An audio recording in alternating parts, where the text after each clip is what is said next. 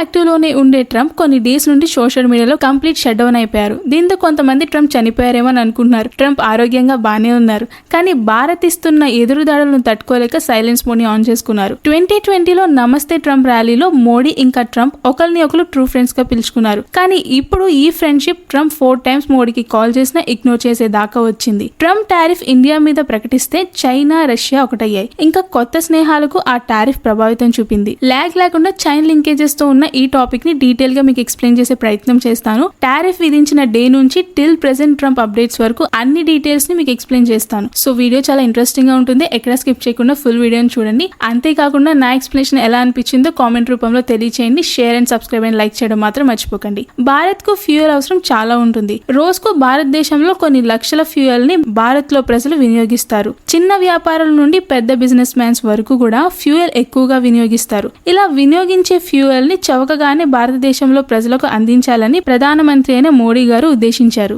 దాంతో రష్యాలో చమురును వేరే దేశంతో పోలిస్తే చవకగా దొరుకుతుంది అని దీంతో భారత్ రష్యాతో ఒప్పందాలను కుదుర్చుకున్నారు. ఫ్యూయల్ ను ఇండియా ఇంపోర్ట్ చేసుకోవడం మొదలుపెట్టింది. ఇలా చేసుకున్న ఫ్యూయల్ ని ప్రజలకు తక్కువ ధరలోనే అందించే ప్రయత్నం చేస్తుంది. ట్రంప్ కు రష్యా నుండి భారత్ ఫ్యూయల్ ని ఇంపోర్ట్ చేయించుకోవడం నచ్చలేదు. దాంతో భారత్ ను ఎలా అయినా ఆపాలని అనుకుంది. ట్రంప్ రష్యా నుండి చమురు కొనడం వల్ల భారత్ ఆర్థికంగా రష్యాకు సహాయపడుతుందని, అంతేకాకుండా యుక్రెయిన్ మీద యుద్ధానికి ఇండైరెక్ట్ గా సపోర్ట్ చేస్తుంది అని భావించారు. మోడీతో ట్రంప్ దీనికోసం చర్చించినప్పుడు భారత్ పీఎం అయిన మోడీ ఇది కేవలం ఇండియా డెవలప్మెంట్ లో భాగంగా ఇంకా పేదవారి నుండి ధనికుల వరకు అందరికీ చౌకగా అందించాలనుకునే ప్రయత్నంలో భాగంగా రష్యా నుంచి ఫ్యూయల్ ని కొనుక్కుంటున్నామని చెప్పి చాలా వివరంగా చెప్పారు. ట్రంప్ కి ఉండే నెగిటివ్ షేడ్ ఏంటి అంటే తన మాట అందరూ వినాలి, నెగ్గాలి అనుకుంటాడు. మాటలతో అవ్వని పని చేతలతో చూపిద్దామని ప్రయత్నిస్తాడు. ఇదే ప్రయత్నంలో భాగంగా టారిఫ్ వర్షాన్ని ఇండియాపై కురిపించడం స్టార్ట్ చేశాడు. మీకు గనుక టారిఫ్ అంటే ఏంటో తెలియాలి అన్నా, లేదు అంటే టారిఫ్ గురించి పూర్తి వివరాలు తెలుసుకోవాలి అన్నా, అసలు టారిఫ్ వల్ల ఇండియా ఏ విధంగా ఇంపాక్ట్ అవుతుందో ఇలాంటి విషయాలు తెలుసుకోవాలంటే దీని మీద మనం ఒక వీడియో కూడా చేసాము. దాని లింక్ డిస్క్రిప్షన్ లో ప్రొవైడ్ చేస్తాను. కావాలంటే టారిఫ్ గురించి పూర్తి వివరాలు కూడా మీరు ఆ వీడియోలో తెలుసుకోవచ్చు. ఆగస్ట్ 1న 2025 25% టారిఫ్ ని ఇండియా ప్రొడక్ట్స్ మీద ట్రంప్ అనౌన్స్ చేశారు. కానీ యాక్షన్ లాంటి ఇలాంటి టారిఫ్లకి లొంగేదే లేదు అని మోడీ ఎక్కడా తగ్గలేదు. ట్రంప్ పిచ్చి ఈసారి పిక్స్ కెళ్ళింది. ట్రంప్ టారిఫ్ ప్రభావితంతో ఇండియా దిగి వస్తుంది అనుకున్నాడు, కానీ అది సాధ్యపడలేదు. ఈసారి 25% టారిఫ్ కాస్త డబుల్ అయింది. అంటే 27 ఆగస్ట్ 2025 కల్లా ట్రంప్ ఏదైతే 25% టారిఫ్ ని విధించాడో ఆ 25% కి ఇంకా 25% డబుల్ చేసి 50% టారిఫ్ ని విధించారు. ఇప్పుడు భారత్ ప్రొడక్ట్స్ ని అమెరికా వాళ్ళు మార్కెటింగ్ చేసుకోవాలి అనుకుంటే 50% టారిఫ్ ని అక్కడ గవర్నమెంట్ కి పే చేసి మన ప్రొడక్ట్స్ తో అక్కడ వాళ్ళు మార్కెటింగ్ చేసుకోవాలి. ఇలా 50% టారిఫ్ అంటే వాళ్ళకి చాలా ఎక్కువైపోతుంది. దాంతో మన నుంచి వేరే కంట్రీస్ కి డైవర్సిఫికేషన్ తీసుకునే ఛాన్సెస్ చాలా ఎక్కువ ఉన్నాయి. సో ఈ విధంగా పథకం పని ఎలా అయినా సరే 50% టారిఫ్ ని విధించి ఇండియాని దిగి వచ్చేలాగా చేయాలని అనుకున్నాడు. కానీ దీనికి మోడీ ఏ మాత్రం స్పందించలేదు. ఈవెన్ యాక్షన్ కి రియాక్షన్ కూడా ఇవ్వలేదు. అంతేకాకుండా ట్రంప్ లాగా మోడీ ఎక్కడా మాటల్ని స్లిప్ అవ్వలేదు. ఆయన వేసే ఏ స్టెప్ ని కూడా బయట పెట్టలేదు. ఎంత జరుగుతున్నా మౌనంగా గమనించడం స్టార్ట్ చేశారు. కానీ సైలెన్సే పెద్ద కిల్లింగ్ పాయింట్ అని ట్రంప్ కి తెలుసు. ఈ మౌనం ట్రంప్ ని మరింత పానిక్ అయ్యేలాగా చేసింది. కానీ ఈసారి ఏ యాక్షన్స్ ని తీసుకోవడానికి చోట్లేదు. ఎందుకంటే భారత్ కు ఎక్కడ నుండి ప్రాఫిట్స్ వస్తుందో అక్కడే దెబ్బ కొట్టాలని చూసినా మోడీ ఎక్కడా తగ్గలేదు. ఇంతేకాకుండా ఇండియా నుంచి యుఎస్ కు వెళ్లే ప్రొడక్ట్స్ వల్ల ఇండియాకి కొన్ని $1 మిలియన్ లో లాభం వస్తుంది. ఇంత లాభం వచ్చిన దాని మీద దెబ్బ కొట్టినా సరే మోడీ ఎక్కడ కూడా స్లిప్ అవ్వలేదు. అండ్ అంతేకాకుండా ఎక్కడ కూడా బ్యాక్ స్టెప్ కూడా వేయలేదు. మోడీ సైలెన్స్ వెనుక భారీ వ్యూహమే ఉందని ట్రంప్ కి అర్థమైంది. శత్రువుకి శత్రువు మిత్రుడు అన్నట్టు భారత్ కు అమెరికాకు మధ్య వస్తున్న పరంపర ఘర్షణలు చైనా ఛాన్స్ గా తీసుకుంది. 2017లో భూటాన్ కి చైనాకి జరిగిన ఘర్షణలో ఇండియా భూటాన్ కి సపోర్ట్ చేసింది. ఇంకా జూన్ 2017లో చైనా కన్స్ట్రక్షన్స్ చేసే ఒక రోడ్ నిర్మాణాన్ని ఇండియా అడ్డుకుంది. వారు కన్స్ట్రక్ట్ చేసే రోడ్ వల్ల ఉత్తర భారత్ ఈశాన్య భారతదేశానికి ఉన్న మార్గాలు కట్ అయిపోతాయి అని ఇండియా ఆర్మీ చైనా రోడ్ ని కన్స్ట్రక్ట్ చేయడాన్ని ఆపాలని ప్రయత్నించింది. అంతేకాకుండా ఆపింది కూడా. ఈ విధంగా చైనాకు ఇంకా ఇండియాకు మధ్య టెంపరరీ గా సంబంధాలు అయితే తెగిపోయాయి. ముందస్తులో రాణించడం చైనా చూసింది.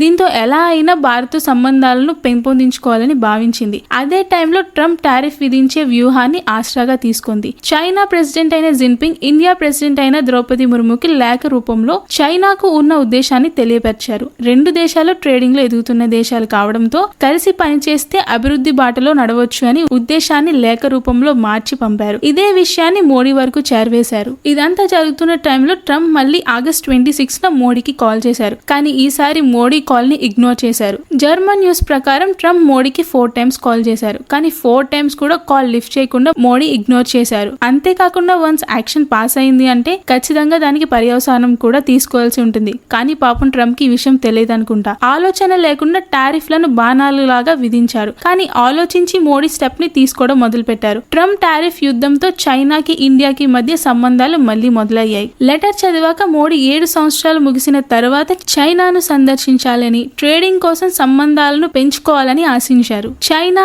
ఇండియా ఇంకా రష్యాతో పాటు 7 దేశాలు కలిసి 2001లో షాంఘై కోఆపరేషన్ ని ఫామ్ చేశారు. దీని ముఖ్య ఉద్దేశం ఏంటి అంటే ఆ ఎస్సీఓలో ఉన్న దేశాలన్నీ అభివృద్ధి వైపు నడిపించాలి అని. కానీ చైనాతో సంబంధాలు సరిగ్గా లేక 2017 నుండి 2024 వరకు ఇండియా ఎస్సీఓలో మెంబర్ గా ఉన్నా సరే యాక్టివ్ పార్టిసిపేషన్ చేయలేదు. చైనా ప్రెసిడెంట్ పంపిన లేఖ తర్వాత 2025 ఆగస్ట్ 31 ఎస్సీఓ సమిట్ లో ఇండియా ప్రైమ్ మినిస్టర్ అయిన మోడీ ఇంకా ఇతర దేశాలు కూడా హాజరయ్యారు. చైనాలో మోడీ గారు 3 రోజులు పర్యటించారు. ఎస్సీఓ సమిట్ లో దేశాల అభివృద్ధి కోసం ఇంకా ట్రేడింగ్ కోసం చర్చలు జరిగాయి. వన్స్ ఎస్సీఓ సమిట్ తర్వాత మోడీ కోసం పుతిన్ 10 మినిట్స్ తన ఫేవరెట్ కార్ లో వెయిట్ చేశారు. పుతిన్ కి ఆ కార్ అంటే చాలా స్పెషల్. ఎందుకంటే స్పెషల్ గా ఆయన కోసమే దాన్ని తయారు చేశారు. కార్ మొత్తం హై సెక్యూర్డ్ అండ్ లగ్జరియస్ గా ఉంటుంది. బుల్లెట్ ప్రూఫ్ తో ఇంకా గాలి కూడా వెళ్లకుండా ఉండేంత హై సెక్యూరిటీతో ఉంటుంది. కెమికల్ లాంటి అటాక్స్ కి కూడా చోటు లేకుండా హై ఎమర్జెన్సీ ఫెసిలిటీస్ తో, అంతేకాకుండా స్మాల్ థియేటర్ ఇంకా లగ్జరియస్ ఫెసిలిటీస్ తో చేసిన కార్ లో 10 మినిట్స్ మోడీ కోసం వెయిట్ చేశారు. వెయిట్ చేసి మోడీతో ఆ కార్ లో 45 మినిట్స్ పాటు చర్చించారు. పుతిన్ ఇలా చేసేదాన్ని మోడీకి గౌరవ భావంతో ఉన్న స్నేహబంధాన్ని చిహ్నంగా భావించారు. 45 మినిట్స్ చర్చలో డిఫెన్స్ సిస్టమ్ కోసం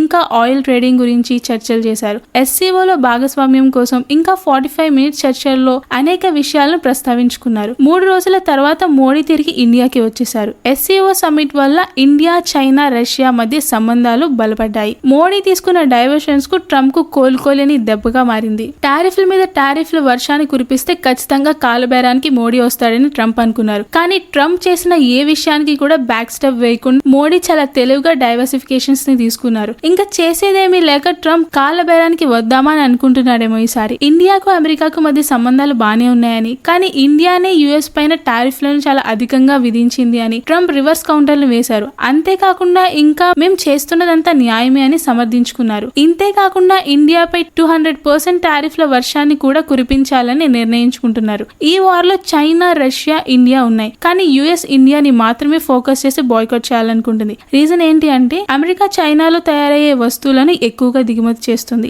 ఇంకా చైనా, అమెరికాకు మధ్య ట్రేడింగ్ మందాలు చాలా బలంగానే కొనసాగుతున్నాయి. దీంతో చైనా జోలికి అమెరికా అంత ఈజీగా వెళ్ళదు. అంతేకాకుండా రెండో కంట్రీ అయిన రష్యా మీదకి కూడా అంత ఈజీగా ట్రంప్ యుద్ధానికి వెళ్ళడు. కారణం ఏంటి అంటే నోబెల్ ప్రైజ్. వన్స్ రష్యా మీద యుద్ధానికి వెళ్తే ట్రంప్ కి వచ్చే నోబెల్ ప్రైజ్ ని కోల్పోతాడు. అసలు ఆ ఛాన్సే ఉండదు.